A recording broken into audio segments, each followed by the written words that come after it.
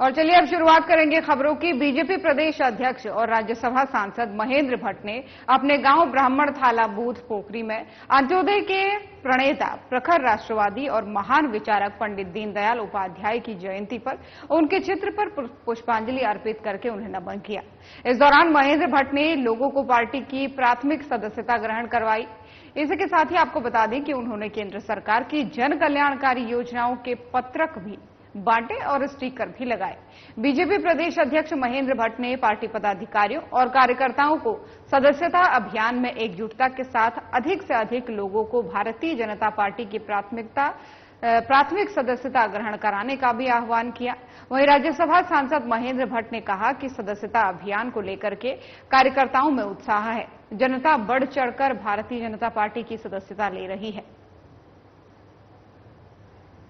जयंती है और दीनदयाल जी की जयंती पर मैं अपने गांव, अपने पोलिंग बूथ ब्राह्मण थाला पर हमने दीनदयाल के चित्र पर पुष्पांजलि अर्पित की और उसके बाद हमने सदस्यता का अभियान को बल दिया। और मैं कह सकता हूं आज मेरे गांव ब्राह्मण थाला का एक एक परिवार हमने भारतीय जनता पार्टी सदस्यता से उनको जोड़ा है। अच्छी संख्या में सदस्यता हुई है। मेरे द्वारा 100 सदस्य आज अपने बूथ पर बनाए गए हैं। और अब इस वक्त की बड़ी खबर सामने आ रही है देहरादून से, जहां पर सीएम धामी भ्रष्टाचार के खिलाफ सख्त दिखे हैं। तो ये बड़ी जानकारी आपको देहरादून से दे रहे हैं, जहां पर देवभूमि को भ्रष्टाचार के दानवों से मुक्ति को लेकर सीएम धामी सख्त दिखे। सीएम धामी की भ्रष्टाचार मुक्त शासन की मुहिम भ्रष्टाचारियों के लिए बनी है काल। प्रशासक की भूमिका में कार्य कर रही है धामी सरकार। भ्रष्टाचारियों पर सीएम धामी लगातार दाग रहे हैं ब्रह्मास्त्र। भ्रष्टाचार को जड़ से खत्म करने के लिए सीएम धामी ने खाई है सौगंध। वहीं सीएम धामी ने धामी सरकार में विजिलेंस ने 57 ट्रैप और 68 भ्रष्टाचारियों को भेजा सलाखों के पीछे। कार्रवाई में 13 से अधिक कर्मचारी और बड़े अधिकारी शामिल है। सरकारी कर्मचारी भी इसमें शामिल है, 13 से ज्यादा और बड़े अधिकारी इसमें शामिल हैं। धामीराज में हर भ्रष्टाचारी सलाखों के पीछे होगा। भ्रष्टाचारी छोटा हो या फिर बड़ा, किसी को भी देवभूमि में छूट नहीं मिलेगी। भ्रष्टाचारियों के लिए काल बना है 1064 भ्रष्टाचार मुक्त ऐप। भ्रष्टाचारियों के खिलाफ जनमानस की शिकायतों पर शीघ्र हो रही है बड़ी कार्रवाई। वहीं विजिलेंस को ऐप पर मिली 973 से अधिक शिकायतें। भ्रष्टाचार से जुड़ी 38 पर चल रही है जांच। 8 माह में 23 ट्रैप और 30 रिश्वतखोरों को जेल भेजा गया है। 20 साल में महज 220 ट्रैप पर विजिलेंस ने गिरफ्तार किए थे 232 भ्रष्टाचारी। सीएम ने विजिलेंस को दिए थे भ्रष्टाचारियों पर कठोर कार्रवाई करने के आदेश। वहीं विजिलेंस के कार्यों की सीएम धामी स्वयं कर रहे हैं मॉनिटरिंग और समीक्षा।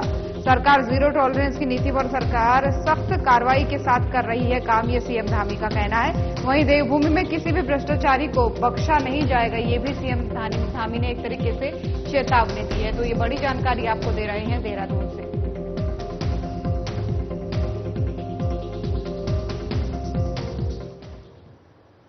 और उत्तराखंड के मुख्य सचिव राधा रतूड़ी के आदेशों का पालन ऋषिकेश में नहीं हो रहा है।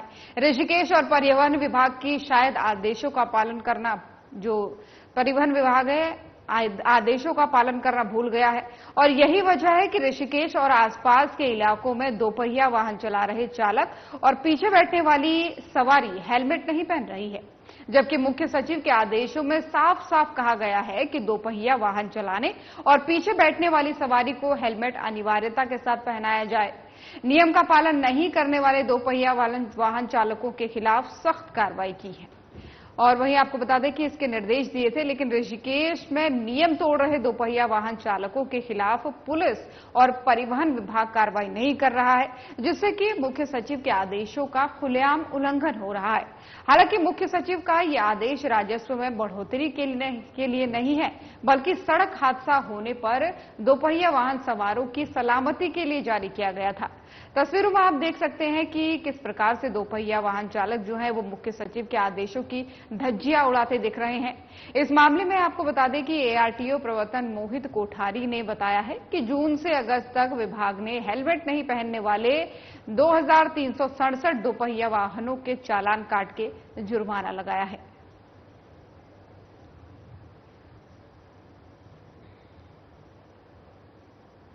और उधर विश्व प्रसिद्ध उत्तराखंड की चारधाम यात्रा का दूसरा फेज शुरू हो गया है। अक्टूबर महीने के लिए ही जो है 3 लाख से अधिक श्रद्धालुओं ने ऑनलाइन रजिस्ट्रेशन भी करवाए हैं। उम्मीद है कि अक्टूबर में यात्रा तेजी पकड़ेगी। यात्रा के दौरान सड़क हादसों को रोकने के लिए जो है संभागीय परिवहन विभाग ने एक्शन प्लान तैयार किया है, जिसके तहत उत्तराखंड और दूसरे राज्यों से आने वाले वाहनों की जगह जगह पर जो है चेकिंग की जाएगी। चेकिंग के दौरान सबसे पहले ओवरलोडिंग और कमर्शियल वाहन में चल रहे प्राइवेट वाहनों को पहाड़ पर ले जाने से रोका जाएगा। जिन ड्राइवरों के पास हिल सर्विस का लाइसेंस नहीं होगा, उन्हें पहाड़ों पर वाहन चलाने की अनुमति नहीं मिलेगी। इसके अलावा वाहनों के परमिट, फिटनेस, इंश्योरेंस की भी सघन जांच होगी। ये चेकिंग बद्रीनाथ मार्ग पर ब्रह्मपुरी और गंगोत्री मार्ग पर भद्रकाली के निकट आरटीओ चेकपोस्ट पर की जाएगी। वहीं नियमों का पालन नहीं करने वाले वाहनों को सीज और चालान काट करके जुर्माना वसूलने की कार्रवाई होगी। साथ ही आपको यह भी बता दें कि एआरटीओ प्रवर्तन दल मोहित ऋषिकेश के जो हैं मोहित कोठारी, उन्होंने बताया कि चेकिंग के लिए दोनों चेकपोस्ट पर विभाग की टीम तैयार है, जो चारधाम यात्रा पर जाने वाले वाहनों की चेकिंग करने में लगी है। चारधाम यात्रा का सेकंड फेज शुरू हो गया है और देश दुनिया से करीब 3 लाख श्रद्धालुओं ने जो है चारधाम यात्रा के लिए फिर से रजिस्ट्रेशन करवाया है।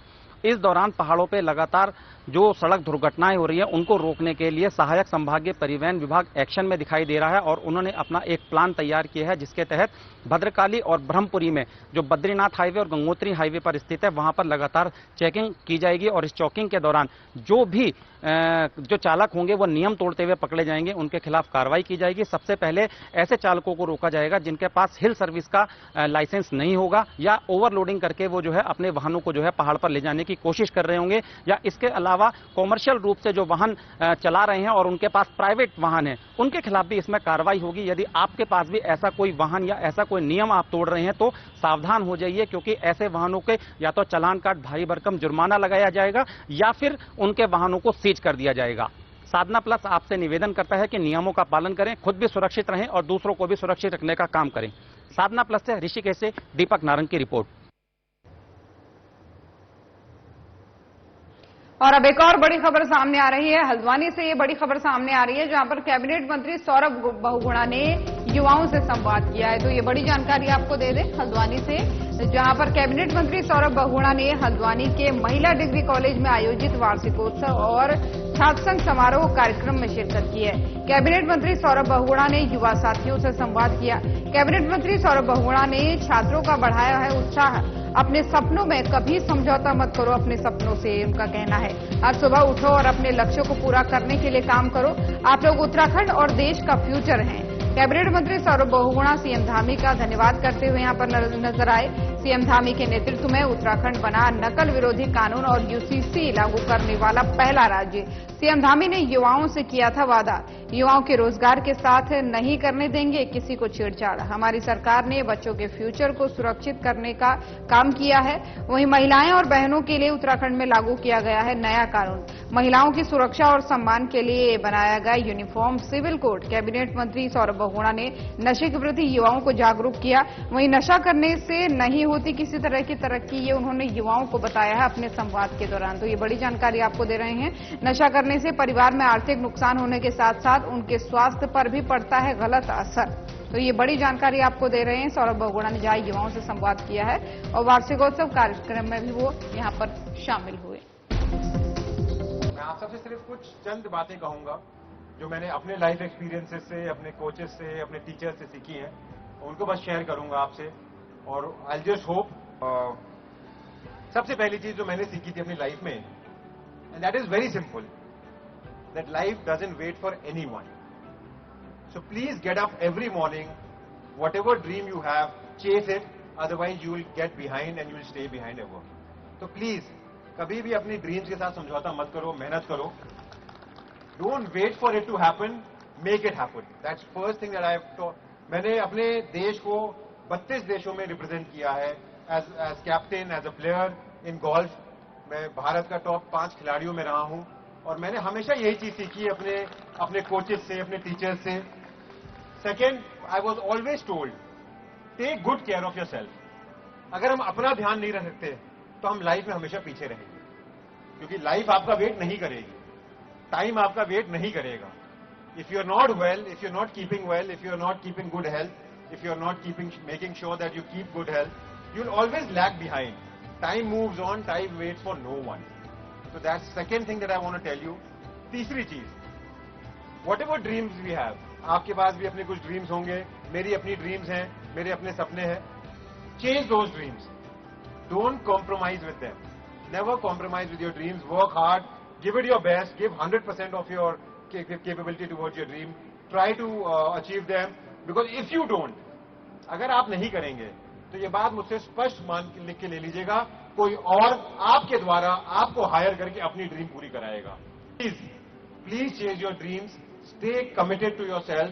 Be committed towards your goals. And always try to give your best to what you're doing. Sixth, कि आप लोग उत्तराखंड के फ्यूचर हैं, आप लोग देश के फ्यूचर हैं. और कोई भी सरकार या कोई भी प्राइवेट व्यक्ति, कॉर्पोरेट्स आपको एक फैसिलिटी प्रोवाइड कर सकते हैं. बट उस फैसिलिटी का क्या यूज करना है, कैसे यूज करना है, कैसे उसको अपने एडवांटेजेस में यूज करना है, ये आपके हाथ में होता है. पुष्कर सिंह धामी जी के नेतृत्व की सरकार को बहुत बहुत बधाई और धन्यवाद देना चाहूंगा 2 चीजों के लिए. सबसे पहला कि जब हम इस सरकार में आए और युवाओं को सबसे बड़ी समस्या जो झेलनी पड़ी, वो हमारे जो नकल होते थे हमारे एग्जाम्स में, जो हम लोग सरकारी विज्ञप्तियां निकालते थे एग्जाम्स के लिए, और उसमें बहुत बार ऐसा हुआ कि लोगों ने कहा कि नकल हुई. और मुख्यमंत्री जी ने एक वादा किया युवाओं से कि हम आपके रोजगार के साथ, आपकी नौकरियों के साथ किसी को छेड़छाड़ नहीं करने देंगे. और उत्तराखंड पहला स्टेट बना जिसने नकल विरोधी कानून लागू किया, बच्चों के फ्यूचर को सुरक्षित करने का काम किया. तो कैबिनेट मंत्री सौरभ बहुगुणा को सुन रहे थे आप. चलिए खबरों में आगे बढ़ेंगे. ऋषिकेश बद्रीनाथ हाईवे पर देवप्रयाग थाना क्षेत्र में बड़ी सड़क दुर्घटना हुई है. दिल्ली से चमोली जा रही एक कार अनियंत्रित होकर खाई में गिर गई. आपको बता दें कि खाई में ये कार गिर गई और घटना में कार चालक की मौके पर ही दर्दनाक मौत हो गई. पुलिस ने खाई में चालक का शव खाई से बरामद कर लिया है. वहीं पुलिस ने पंचनामे की कार्रवाई के बाद से शव को पोस्टमार्टम के लिए भेज दिया है. देवप्रयाग थाना प्रभारी महिपाल सिंह रावत ने बताया कि मृतक चालक की पहचान सूरज मदान निवासी चंडीगढ़ के रूप में हुई है. वहीं पुलिस ने मृतक के परिजनों से भी संपर्क किया है. घटना की जानकारी मिलने के बाद से परिजन देवप्रयाग के लिए निकल चुके हैं. वहीं घटना क्यों और कैसे हुई, पुलिस ने इसकी जांच शुरू कर दी है. साथ ही खाई में गिरने की वजह से कार बुरी तरीके से क्षतिग्रस्त हो गई है, जिसे बाहर निकालने की कोशिश भी की जा रही है. 9 बजे के लगभग बछली खाल ग्रामीण द्वारा सूचना दी गई कि बछली खाल धौलीधार के पास कोई गाड़ी गिर गई है. मैं थाने से अपने फोर्स सहित वहां मौके पे पहुंचा तो देखा कि गाड़ी काफी नीचे गई है. रात्र का समय और अंधेरा होने के कारण जो है कुछ दिखाई नहीं दे रहा था. झाड़ियां भी काफी बड़ी थी. फिर भी हम लोग रेस्क्यू करते हुए नीचे पहुंचे तो देखा कि एक वैगनार गाड़ी जो दिल्ली नंबर की है वह काफी नीचे और क्षतिग्रस्त हो रखी है. करीबन 100 मीटर नीचे रोड से गिरी हुई थी. आसपास का भी सर्च किया गया तो गाड़ी के पास झाड़ी में ही एक डेड बॉडी मिली जो संभवतः उसी ड्राइवर की है.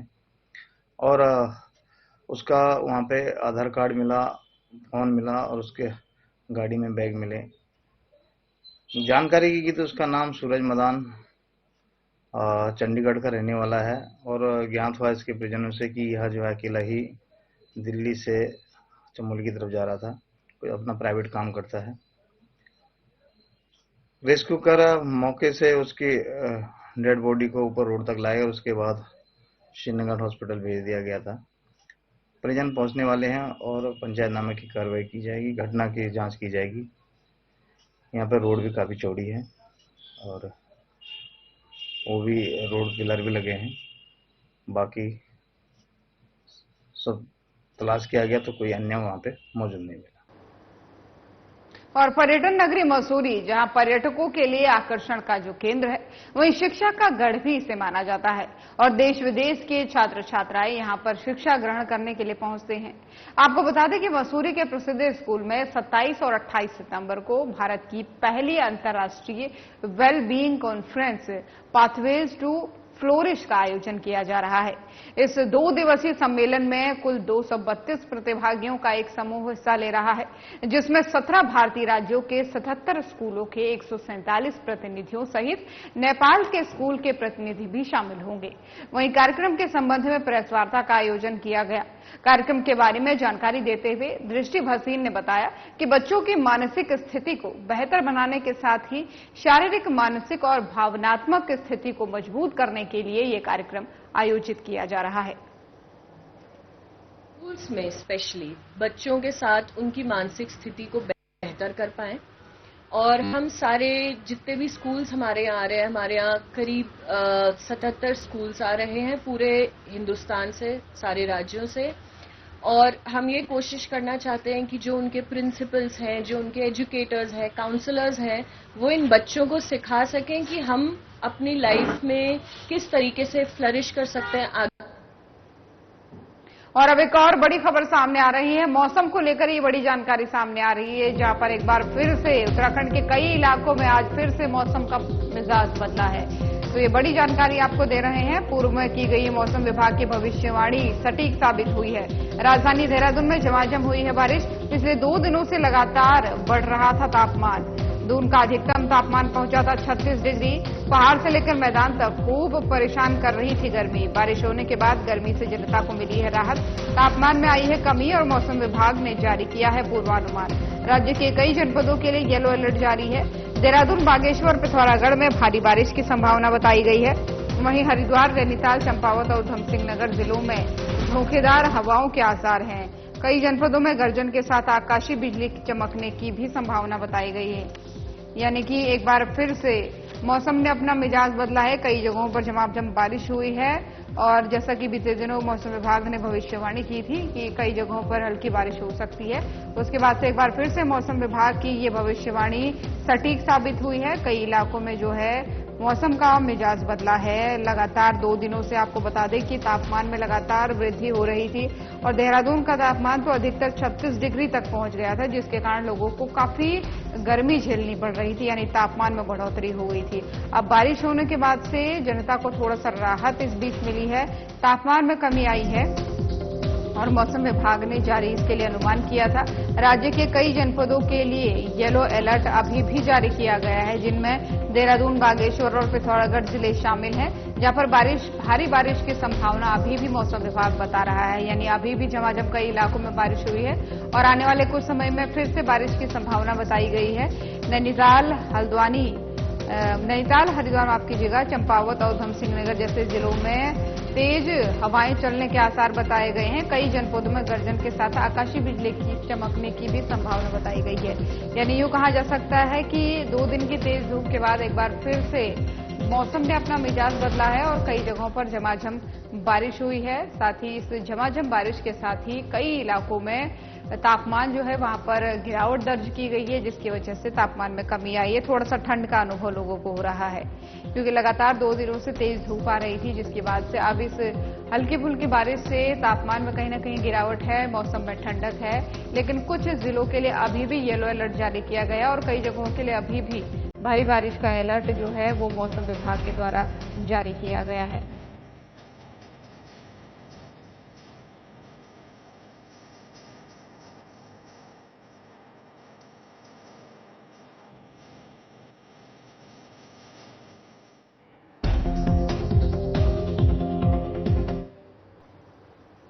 और इसी खबर पर ज्यादा जानकारी के साथ हमारे संवाददाता ऋषिकेश से दीपक नारंग हमारे साथ जुड़ रहे हैं। दीपक, क्या कुछ मौसम का हाल अभी देखने को मिल रहा है, क्योंकि 2 दिनों से हम देख रहे थे लगातार धूप पड़ रही थी, उसके बाद से ही बारिश से क्या तापमान में गिरावट दर्ज आई है?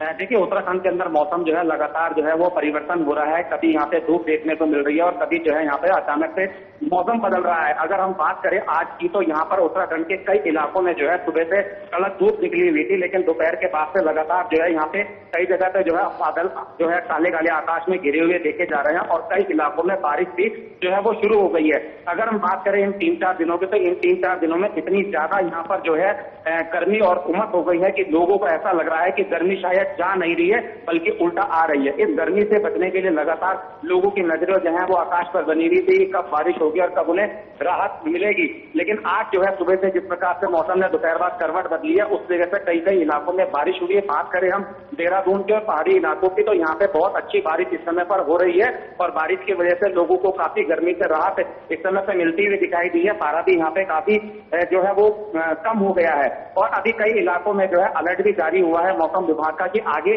जो 2 दिन है, भले ही मानसून अपनी विदाई कर रहा है, लेकिन विदाई के टाइम पर भी मानसून जो है यहाँ पर लोगों को गर्मी से राहत दे करके जाएगा।